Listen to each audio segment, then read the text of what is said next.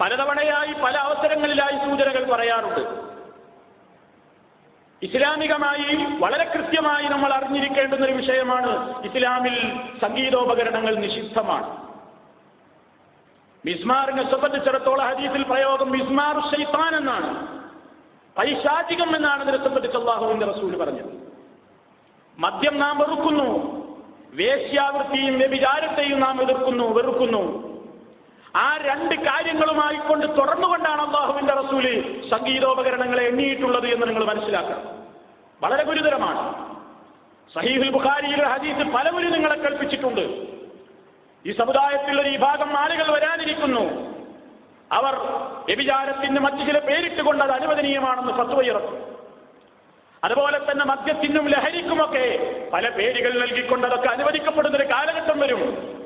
അങ്ങനെ മദ്യത്തോടും വ്യഭിചാരത്തോടും താരതമ്യപ്പെടുത്തിക്കൊണ്ട് അല്ലാഹുവിന്റെ റസൂൽ പിന്നെ എണ്ണുന്നത് വൽ മആസിഫ എന്നാണ്. ആർക്കും ഒരു സംശയവും വേണ്ടതില്ല മആസിഫ് എന്ന് പറഞ്ഞാൽ എന്താണെന്നതിൽ. ആ ഹദീസ് റിപ്പോർട്ട് ചെയ്ത ബുഖാരി ഇമാമിന്റെ ആ ഹദീസിന്റെ വ്യാഖ്യാനം എഴുതിയ പണ്ഡിതന്മാരുടെ തഫ്സീറുകൾ പരിശോധിച്ചു നോക്കൂ. വളരെ വ്യക്തമായി കാണാൻ സാധിക്കും, ഇന്ന് നമ്മൾ ഉപയോഗപ്പെടുത്തിക്കൊണ്ടിരിക്കുന്ന എല്ലാ സംഗീതോപകരണങ്ങളും അതിൽ പെട്ടുകഴിഞ്ഞു. പാടില്ല എന്നാണ്. ഇതൊക്കെ അറിയാവുന്ന മുസ്ലിമീങ്ങളുടെ ഫോണുകളിൽ അവർ സംഗീതം ആസ്വദിക്കുകയാണ്. വൈവിധ്യമാർന്ന ഭാഷകളിലുള്ള സിനിമാ ഗാനങ്ങളുടെ മ്യൂസിക്കുകളാണ് നമ്മുടെ ഫോണുകളിൽ നിന്ന് നിലനിൽക്കുന്നത്. ഫോൺ അടിച്ചാൽ വരുന്നത് ആ ശബ്ദമാണ്.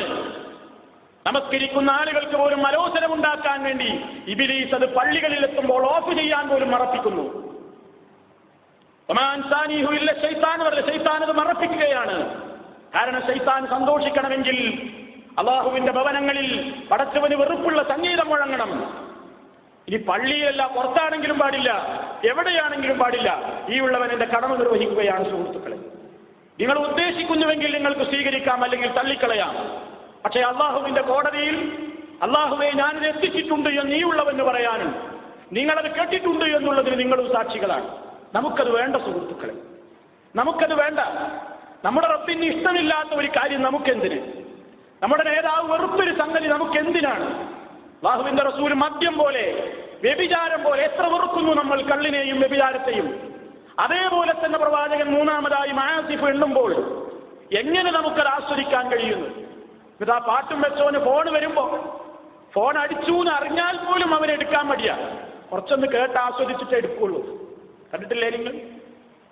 ആ ഫോണൊന്ന് കുറച്ചു നേരം കേട്ടിട്ടേ അവൻ എടുക്കൂ. ഫോൺ വന്നു എന്ന് അറിഞ്ഞാലും എടുക്കൂല. എന്നിങ്ങനെ നോക്കി നോക്കൂ, എന്താ ഈ പാട്ടൊന്ന് കേൾക്കാനാ? അതവന്റെ മനസ്സിൽ രൂഢമൂലമായി കഴിഞ്ഞു. ഒഴിവാക്കുക സുഹൃത്തുക്കളെ. നമുക്ക് ഇനി നമ്മളൊക്കെ അത് ഒഴിവാക്കിയിട്ടില്ലെങ്കിൽ ആരാത് ഒഴിവാക്കി? നമ്മൾ ഈ പള്ളിയിൽ വന്നുകൂടി ഇരിക്കുന്നത് എന്തിനാണ്? അള്ളാഹുവിന്റെ വജ്ഹ് ഉദ്ദേശിച്ചുകൊണ്ടല്ലേ, വേറൊരു പണിയില്ലാഞ്ഞിട്ടല്ലല്ലോ. നമ്മളെല്ലാവരും ഇവിടെ വന്നിരിക്കുന്നത് എന്തിനാണ്? അള്ളാന്റെ പൊരുത്തം കിട്ടണം, പരലോകത്തെ എന്തെങ്കിലും രക്ഷപ്പെടണം. ആ അള്ളയാണ് നമ്മളോട് പറയുന്നത്, ആ അള്ളാഹുവിന്റെ റസൂലാണ് പറയുന്നത്. ഇതൊക്കെ അനുവദനീയമാണെന്ന് പറയുന്ന ആളുകളുണ്ടാകും. പക്ഷേ അവഗണിക്കുക നമുക്കത് അനുവദനീയമല്ല. അതേപോലെ തന്നെ കാശ് കൊടുത്തുകൊണ്ട് ഇതുവരെ നമ്മൾ സ്വയം കേട്ടു, ഇപ്പൊ മറ്റുള്ളവനെ കേൾപ്പിക്കുകയാണ്. നിങ്ങൾ എന്റെ ഫോണിലേക്ക് ഫോൺ ചെയ്താൽ ഞാൻ നിങ്ങളെ കേൾപ്പിക്കുകയാണ്. ഞാൻ ഈ അശ്ലീല ചുവയുള്ളതും അല്ലാത്തതുമായ ഗാനങ്ങളും സംഗീതങ്ങളും ഞാൻ നിങ്ങളെ കേൾപ്പിക്കുന്നു. ഞാനതിന് മാസാന്തം ബില്ലടക്കുകയാണ്. ഈ തോന്നിവാസം നമുക്ക് അവസാനിപ്പിക്കാനായിട്ടില്ലേ? ഈ തോന്നിവാസം മുവഹിദുകൾക്കെങ്കിലും അവസാനിപ്പിച്ചുകൂടെ? മുജാഹിദുകളെന്ന് പറയുന്ന ആളുകളില്ലേ, ഇസ്ലാഹികളെന്ന് പറയുന്ന ആളുകളില്ലേ, സലഫികളാണ് ഞങ്ങളെന്ന് പറയുന്ന ആളുകളില്ലേ?